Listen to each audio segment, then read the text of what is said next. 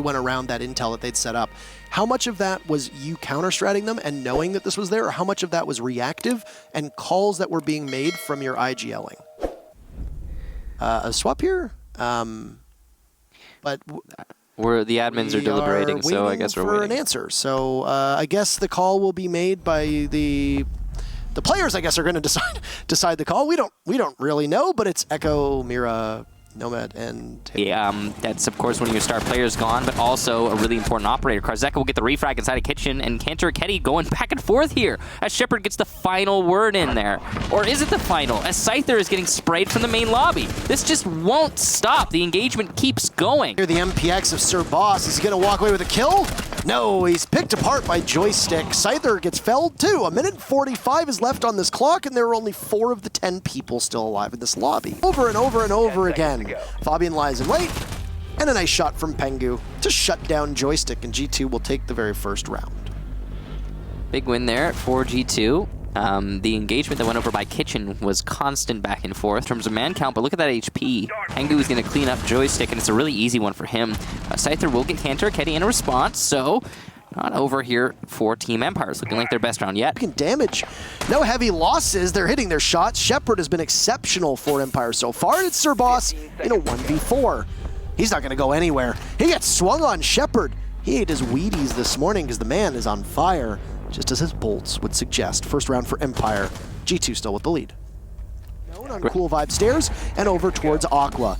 A split push with no chance for a refrag. This just needs to be G2 training their sights in the 2 areas where you see that Empire's going to push on up from, but that's a good start for Karzeka. Soldiering through the toxic canister, ends up being Joystick. But once he emerges, there's a Fabian waiting in the wings. It's 3-1 for G2. Playing in the same spot, watching Mudroom or Foyer, whatever you want to call it. Oh my goodness. Not ideal as Karzeka remodels all as a frag grenade sails over top. Too many angles from the hold, and he picks wrong as 2 kills from Empire come out. They've got the entire kill feed being dominated, and Fabian will need to find every single member. He takes 1 down, but he's not going to get more than that.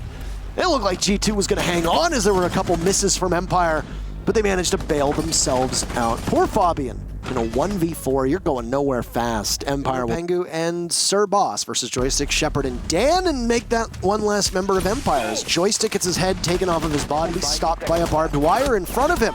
Dan drops, won't be able to do much against Uno, as now Shepard looks on in towards the bathroom. He'll find Uno in a 1v2. Pengu and Sir Boss will be there. Pengu's doing some significant damage, and there you'll have it. He and Sir Boss credited with that very final kill. I don't think Sir Boss got a single frag on defense, but tons of assists. And his utility is what mattered the most. As G2 for G2 after the side swap here, and Empire are sitting pretty. As I say that, they lose Dan to 1 HP, and then the rest of it gets found by Pengu. Much of that because he knows the Jaeger's ability from down below is not all that strong. Vulcan Shield goes, and so too goes Uno, as the kill feed is just a variety of different colors. Sir Boss along with Thops. C4 down below as well. Joystick catches Fabian on the rotate. Also finds Sir Boss. 2 clean shots from the Jaeger, and Pengu in now a 1v2. As you want it to be.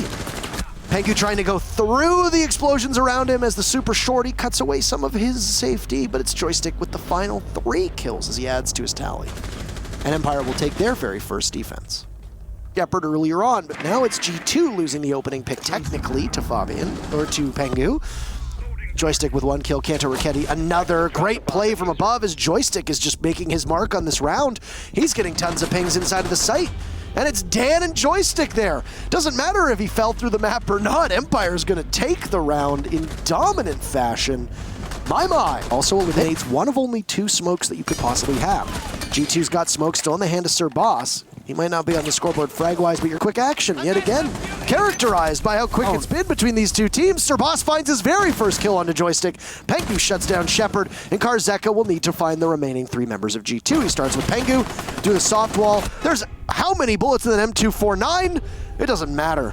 Hundreds, thousands of bullets, millions of bullets. Sir Boss with 2 kills on the round, his first 2 kills on G2, and G2 will take the round. They're up continuous. He might run right into the waiting arms of Kanto, and he gets shut down.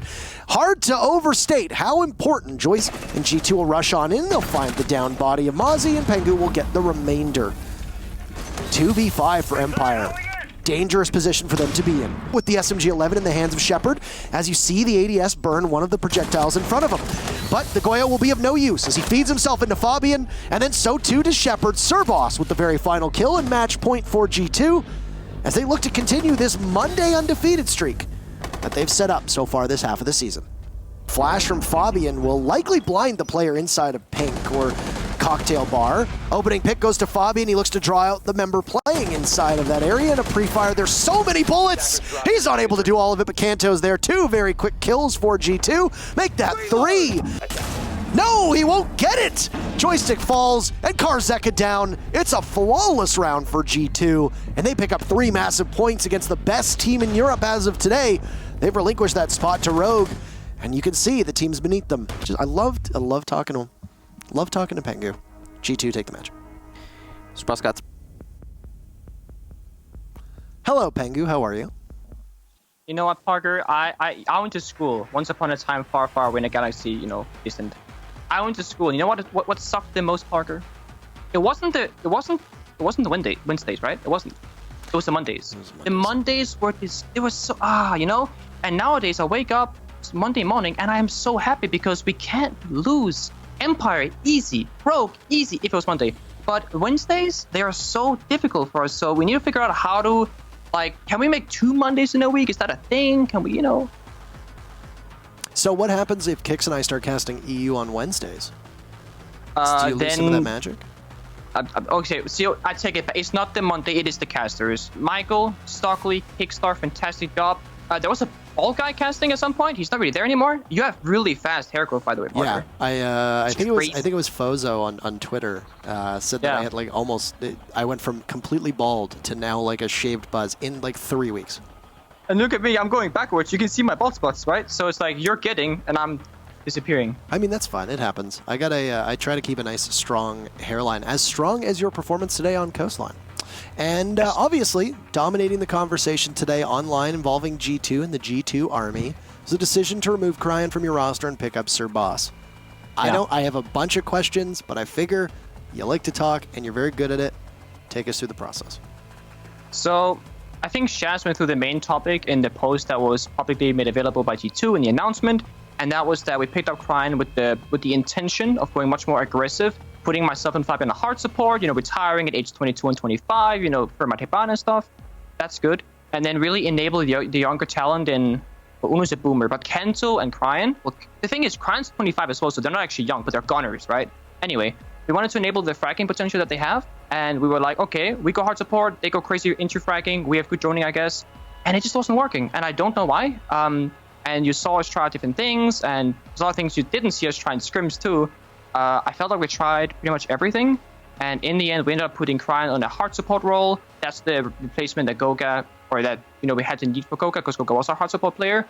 Obviously, he's not a hard support player. He can't learn in a day, and he obviously didn't put up the numbers for it, which is not his fault. He came into as we said, a very broken wheel, and we felt like we tried everything, and we really did our best to try and make Cryan work with us and us work with Cryan. But in the end, we felt that picking up a hard breacher, like a true hard breacher by nature, like Sir Boss, would be a better fit for our game style. And I think that the 3 scrims we've had with him and today's game, even though it's early days, could just be, you know, a holiday season. I do think that it shows that it does mesh better with us.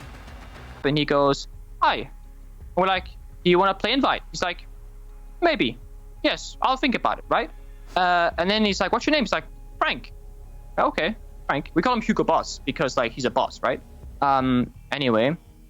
He's stone cold, like ice cold. Like, we're in 2v5 situations, you know, 3v5 situation, man down, and he's like, guys, I need help on site. And he's like, he's line scanned, he's getting drone, he's getting fragged out, and he's like, I need help. Like, super quiet, you know, casual tea dinner conversation. Like, I need help. Can you guys rotate back to side? I'm gonna die soon.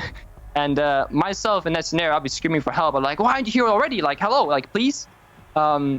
We can learn a lot from that, especially, I think, everyone in G2. And I think that he really brings a lot of, like, calmness to us. Today, you saw us, specifically the second last, I believe, attacking round. We really took our time.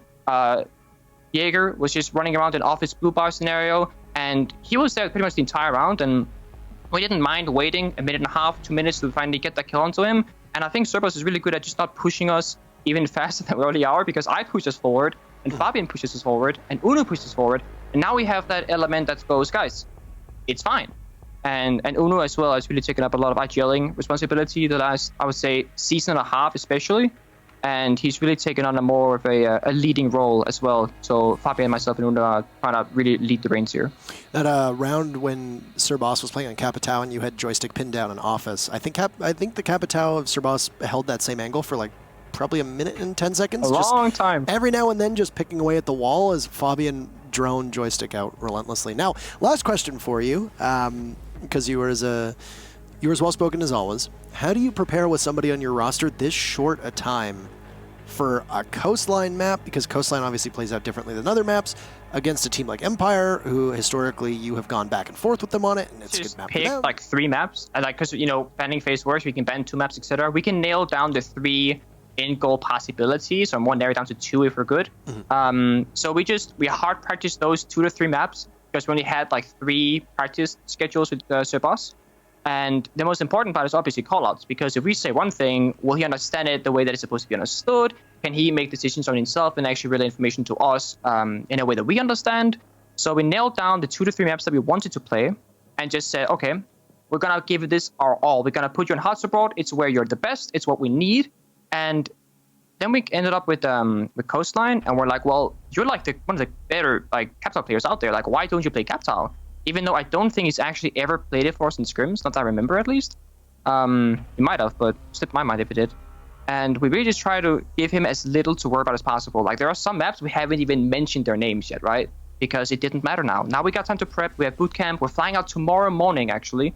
And we got a week to really hammer down in Germany, Berlin. And then we're going to go to Invite. And other teams will have to kind of scratch some of their prep perhaps, because now we got a new player, new playstyle. So as much as it hinders us, I also do think that there's a slight benefit to this, like the unknown factor, like what's going to happen now, what's the boss's part in all this. So I actually think we're looking pretty strong. Well, you had a good performance and a good outing today against Empire. It looks like you do. You got quite a case of the Mondays, but in this case, it doesn't mean what most people think. Anything to say? It's your last interview before we go to Montreal. Anything to say to the fans, etc.? Despite not going there for the purpose that we wanted to be, which was to qualify, I'm happy to be there anyway and be part of one of the biggest, if not the biggest, tournament of Siege history. Whether it's us in the grand final lifting the trophy or someone else do it, or us in the, viewer seats watching the grand final, let's have a great event. Let's have an amazing event, in fact. And also, while the G2 army is incredible, I also think that there's a lot of hardship sometimes on the players. I know that in League of Legends, TSM is known to have this like fan base of really like crushing their players as the fan base. I think we kind of had that with Cryan, where he came in with a lot of expectations, replacing Goga, one of the most likable figures, one of the best known support players in the world. Goga with incredible success of his own, of course. And Cryan had a bad performance once, and it's like, oh, he's the problem, it's bad, and all these things, right? I don't think it's fair, and it's not just for G2. Like, it goes all above Siege. Like, we need to kind of embrace new talent, because if you want to build something new, you gotta let them not replace something else, but let them build their own legacy. Like,